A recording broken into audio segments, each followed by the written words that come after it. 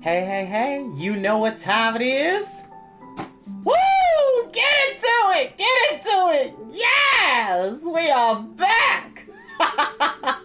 At last! Fresh air!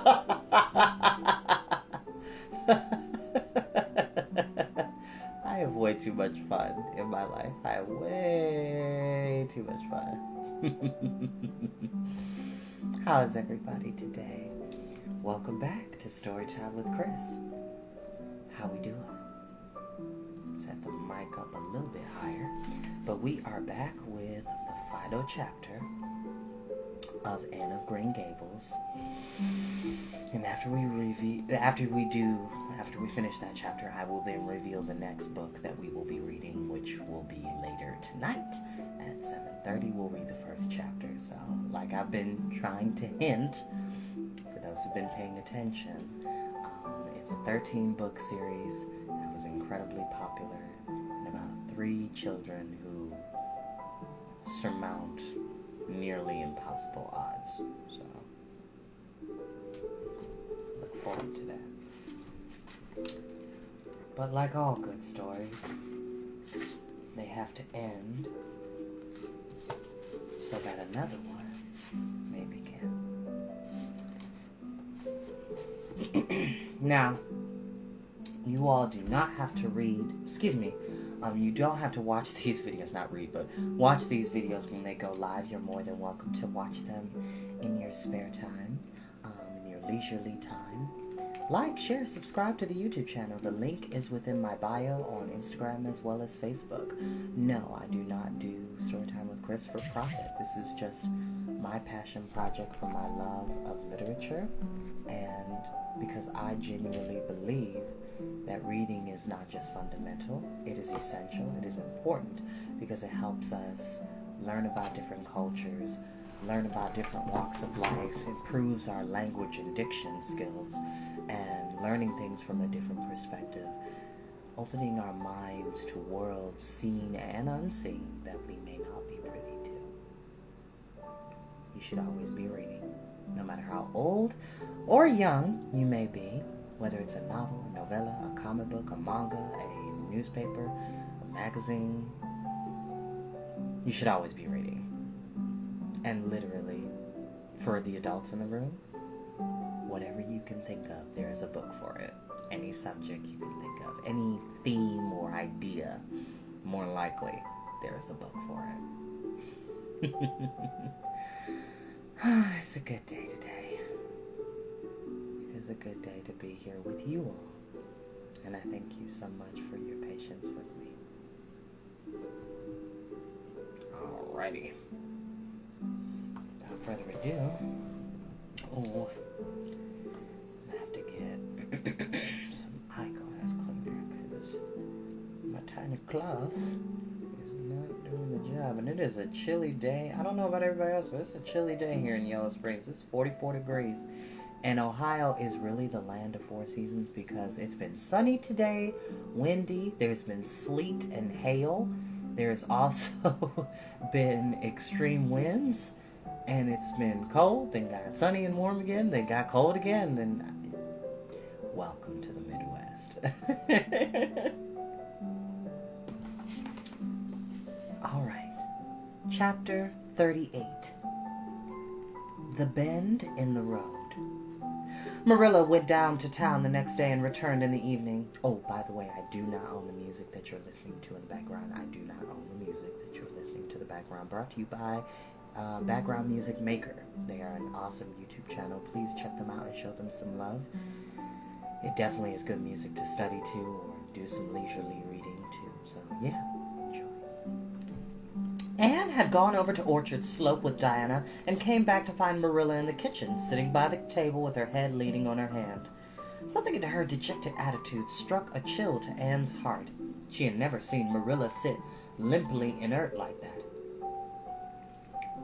Are you very tired, Marilla? Yes. No, I don't know, said Marilla wearily. Looking up, I suppose I am tired, but I haven't thought about it. It's not like that. Did you see the oculist? What did he say? asked Anne anxiously. Yes, I saw him.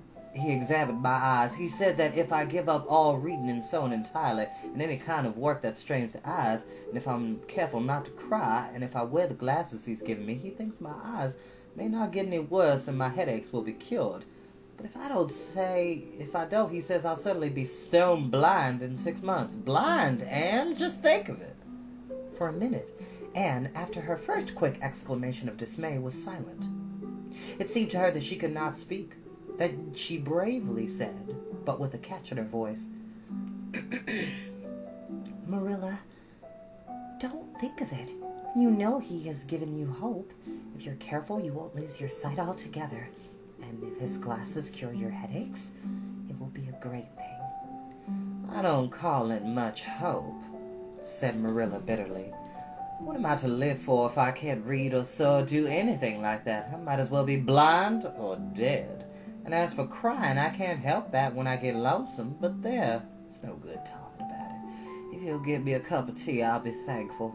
I'm about done out. I don't say anything about this to anyone for a spell yet. Anyway, I can't bear that folks should come here to question and sympathize and talk about it. When Marilla had eaten her lunch, Anne persuaded her to go to bed.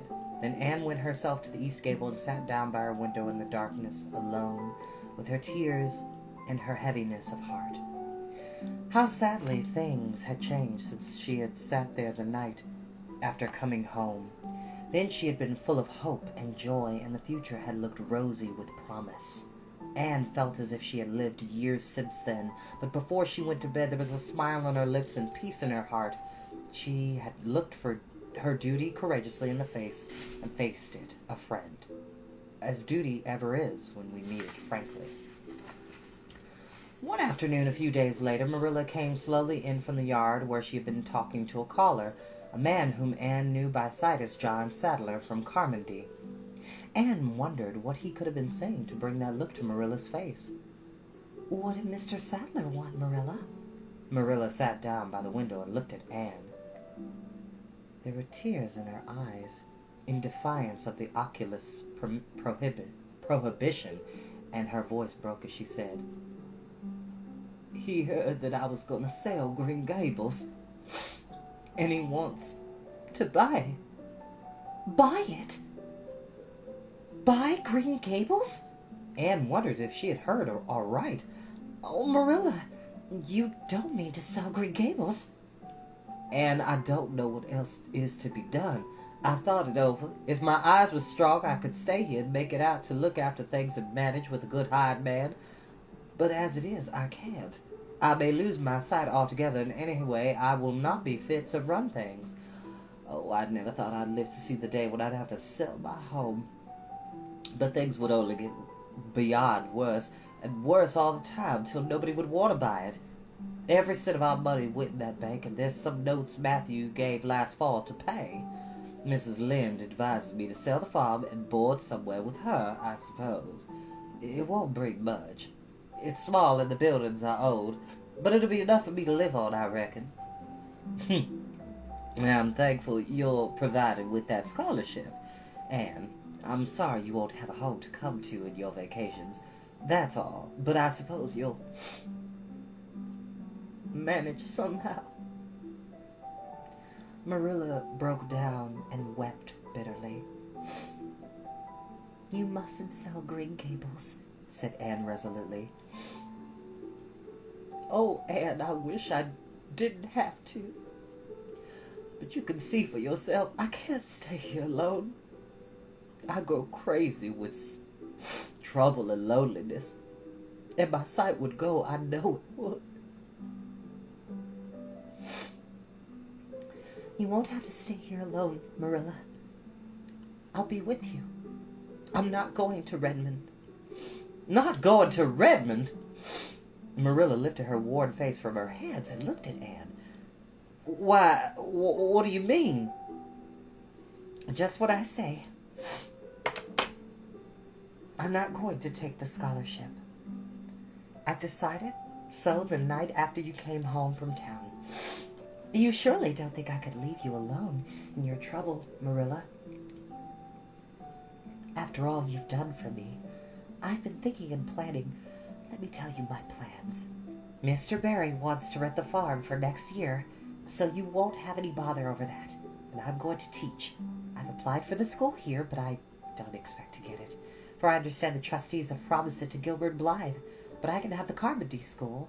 Mr. Blair told me so last night at the store. Of course, that won't be quite as nice or convenient as if I had the Avalia School, but I can board home and drive myself over to Carmody and back in the warm weather at least. And even in winter I can come home on Fridays. We'll keep a horse for that. Oh, I have it all planned out, Marilla. And I'll read to you and keep you cheered up. You shan't be dull or lonesome, and we'll be real cozy and happy here together. You and I. Marilla had listened like a woman in a dream. Oh, Anne, I could get on real well if you were here, I know, but I can't let you sacrifice yourself so for me. It would be terrible.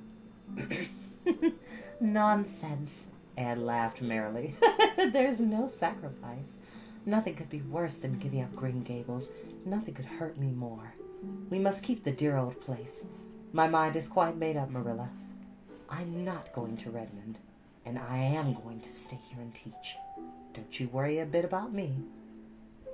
But your ambitions, and I'm just as ambitious as ever, only I've changed the object of my ambitions. I'm going to be a good teacher, and I'm going to save your eyesight. Besides, I mean to study at home here and take a little college course all by myself. Oh, I have dozens of plans, Marilla. I've been thinking them out for a week. I shall give life here my best, and I believe it will give its best to me in return. When I left Queens, my future seemed to stretch out before me like a straight road. I thought I could see along it for many a milestone. Now there's a bend in it. I don't know what lies around the bend, but I'm going to believe that the best does. It has a fascination of its own, that bend, Marilla. I wonder how the road beyond it goes, what there is of green glory and soft checkered light and shadows, what new landscapes, what new beauties, what curves and hills and valleys farther on. I don't feel as if I ought to let you give it up, said Marilla. Excuse me. I don't feel as though I ought to let you give it up, said Marilla, referring to the scholarship. But you can't prevent me. I'm 16 and a half, obstinate as a mule, as Mrs. Lynde once told me. Laughed Anne. Oh, Marilla, don't you go pitying me. I don't like to be pitied, and there is no need for it. I'm heart glad over the very thought of staying at dear Green Gables. Nobody could love it as you and I do, so we must keep it. You blessed girl, said Marilla, yielding. I feel as if you'd give me new life. I guess I ought to stick out and make you go to college, but I know I can't, so I ain't going to try. I'll make it up to you, though, Anne. When it became noised abroad in Avalia that Anne Shirley had given up the idea of going to college and intended to stay home and teach, there was a good deal of discussion over it. Most of the good folks, not knowing about Marilla's eyes, thought she was foolish. Mrs. Allen did not. She told Anne so in approving words that brought tears of pleasure to the girl's eyes. Neither did good Mrs. Lynde. She came up one evening and found Anne and Marilla sitting at the front door in the warm, scented summer dusk. They liked to sit there when the twilight came down and the white moths flew about in the garden and the odor of mint filled the dewy air. Mrs. Lynde deposited her substantial person upon the stone bench by the door, behind which grew a row of tall pink and yellow hollyhocks, with a long breath of mingled weariness and relief. I declare I'm glad to sit down. I've been on my feet all day, and 200 pounds is a good bit for 2 feet to carry around. It's a great blessing not to be fat, Marilla. I hope you appreciate it. Well, Anne, I hear you've given up your notion of going to college. I was real glad to hear it. You've got as much education now as a woman can be comfortable with.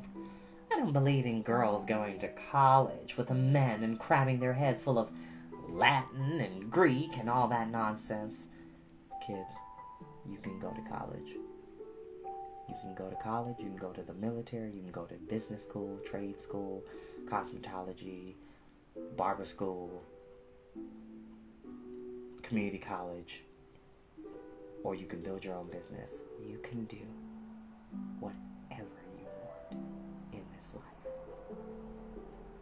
person who's stopping me is you. But I'm going to study Latin and Greek just the same, Mrs. Lynde, said Anne, laughing. I'm going to take my arts course right here at Green Gables and study everything that I would at college. Mrs. Lynde lifted her hands in holy horror. Anne Shirley, you'll kill yourself. Not a bit of it. I shall thrive on it. Oh, I'm not going to overdo things. As Josiah Allen's wife says, I shall be Midgem. But I'll have lots of spare time in the long winter evenings, and I've no vocation for fancy work. I'm going to teach over at Carmody, you know. I don't know it. I guess you're going to teach right here at Abilene. The trustees have decided to give you the school. Mrs. Lynde, cried Anne, springing to her feet in her surprise. Why, I thought they had promised it to Gilbert Blythe. So they did. But as soon as Gilbert heard that you had applied for it, he went to them. They had a business meeting at the school last night, you know, and told them that he withdrew his application and suggested that they accept yours. He said he was going to teach at White Sands. Of course, he gave up the school just to oblige you, but he knew how much you wanted to stay with Marilla, and I must say, I think it was real kind and thoughtful in him, that's what. Real self-sacrificing, too, for he'll have his board to pay at White Sands, and everybody knows he's got to earn his own way through college. So the trustees decided to take you. I was tickled to death when Thomas came home and told me. I don't feel that I ought to take it, murmured Anne. I mean, I don't think I ought to let Gilbert make such a sacrifice for me. I guess you can't prevent it now. He signed papers with the White Sands trustees, so it wouldn't do him any good now if you were to refuse. Of course he'll take the school. You'll get along all right, now that there are no pies going. Josie was the last of them, and a good thing she was. That's what. There's been some pie or other going to Abilene School for the last 20 years, and I guess their mission in life was to keep school teachers reminded that Earth isn't their home. Bless my heart. What does all that winking and blinking at the Barry Gable mean? Diana is signaling me for me to go over, laughed Anne. You know we keep up the old custom. Excuse me while I run over and see what she wants. Anne ran down the clever slope like a deer and disappeared in the furry shadows of the haunted wood. Mrs. Lynde looked after her indulgently. There's a good deal of the child about her yet in some ways. There's a good deal more of the woman about her in other ways, retorted Marilla with a momentary return of her old crispness. But crispness was no longer Marilla's distinguishing characteristic, as Mrs. Lynde told her Thomas that night. Marilla Cuthbert has got mellow, that's what. Anne went to the little Avalea graveyard the next evening to put fresh flowers on Matthew's grave and watered the Scotch rose bush. She lingered there until dusk, liking the peace and the calm of the little place, with its poplars whose rustle was like low, friendly speech, and its whispering grasses growing at will among the graves. When she finally left it and walked down the long hill that sloped to the lake of shining waters, it was past sunset, and all Avalea lay before her in a dreamlike afterlight. A haunt of ancient peace. There was a freshness in the air as of a wind that had blown over honey-sweet fields of clover. Home lights twinkled out here and there among the homestead trees. Beyond lay the sea, misty and purple, with its haunting, unceasing murmur. The west was a glow of glory of soft mingled hues, and the pond reflected them all in still softer shadings. The beauty of it all thrilled Anne's heart, and she gratefully opened the gates of her soul to it. Dear old world, she murmured, you are very lovely, and I am glad to be alive in you.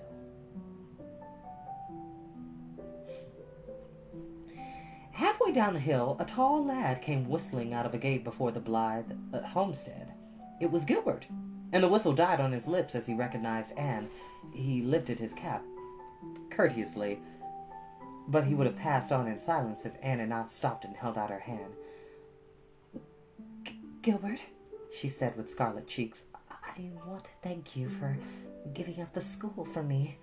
It was very good of you, and I want you to know that I appreciate it. Gilbert took the offered hand eagerly. It wasn't particularly good of me at all, Anne. I was pleased to be able to do you some small service. Are we going to be friends after this? Have you really forgiven me my old fault?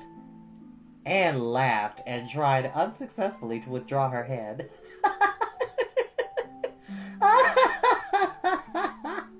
I forgave you the day by the pond landing, although I didn't know it. What a stubborn little goose I was. I may as well make a complete confession. I've been sorry ever since. We're gonna be the best of friends, said Gilbert jubilantly. We were born to be good friends, Anne. You've thwarted destiny long enough. I know we can help each other in many ways. You're gonna keep up your studies, aren't you? So am I. Come. I'm gonna walk home with you. Marilla looked curiously at Anne when the latter entered the kitchen. Who was that came up the lane with you, Anne? Gilbert Blythe, answered Anne, vexed to find herself blushing. I met him on Berry's Hill. I didn't think you and Gilbert were such good friends that you'd stand for half an hour at the gate talking to him, said Marilla with a dry smile. We haven't been. We've been good enemies, but we've decided that it will be much more sensible to be good friends in future. Were we really there half an hour? It seemed just a few minutes, but you see, we have 5 years lost conversations to catch up with, Marilla. Anne sat long at her window that night, companioned by a glad content. The wind purred softly in the cherry boughs, and the mint breaths came up to her. The stars twinkled over the pointed firs in the hollow, and Diana's light gleamed through the old gap. Anne's horizons had closed in since the night she had sat there after coming home from Queen's. But by the path set before her feet was to be narrow, she knew that flowers of quiet happiness would bloom along it. The joys of sincere work and worthy aspiration and congenial friendship were to be hers. Nothing could rob her of her birthright of fancy, of her or of her ideal world of dreams. And there was always the bend in the road. God's in his heaven, all's right with the world, whispered Anne softly.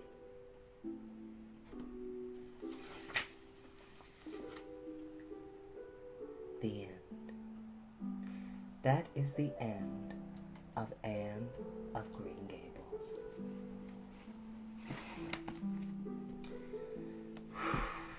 I love that story. It's one of me and my mom's favorite stories. I remember watching the PBS miniseries of Anne of Green Gables. I know there's a Netflix series. I've never seen it. It's probably something I'm going to have to pick up and watch. I'm pretty sure that series has ended, but I've heard good things. It's called Anne with an E is the title of the show, so I'm definitely going to have to check that out. But we're going to switch up the music just a tad. Because I told you all that I had a surprise for you. Now, this is a series that I know like the back of my hand. I have favorite volumes within this series.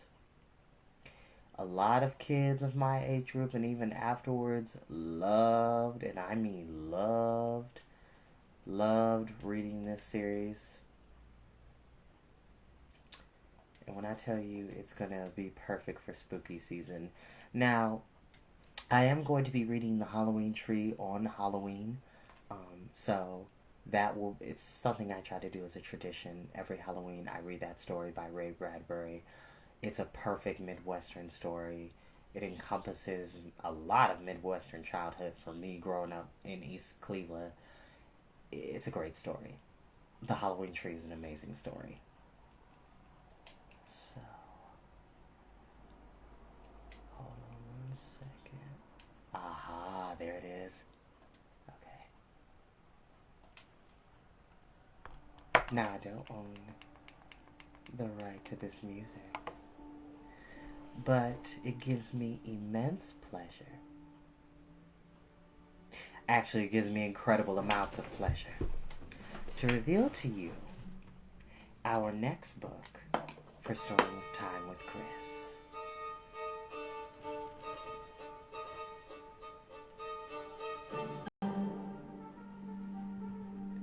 The Series of Unfortunate Events by Lemony Snicket.